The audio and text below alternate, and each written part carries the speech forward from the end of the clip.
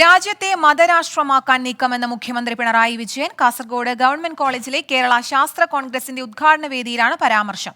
ശാസ്ത്രത്തിനപ്പുറം കെട്ടുകഥകൾ പ്രചരിപ്പിക്കാൻ ഭരണഘടനാ പദവിയിലുള്ളവർ നേതൃത്വം നൽകുന്നു. ഇന്ത്യൻ ശാസ്ത്ര കോൺഗ്രസ് എന്ന് നടത്തുമെന്ന് ഉറപ്പില്ല. അതാണ് ഇന്ത്യൻ സാഹചര്യമെന്നും മുഖ്യമന്ത്രി വിമർശിച്ചു. ഇത്തവണത്തെ ഇന്ത്യൻ ശാസ്ത്ര കോൺഗ്രസ് ഇതുവരെ നടത്തപ്പെട്ടിട്ടില്ല എന്നതാണ്. അത് നടത്തപ്പെടും എന്ന ഉറപ്പുപോലും അതുമായി ബന്ധപ്പെട്ടവർക്ക് ഈ ഘട്ടത്തിൽ നൽകാൻ കഴിയുന്നില്ല എന്ന പ്രത്യേകതയും ഉണ്ട്.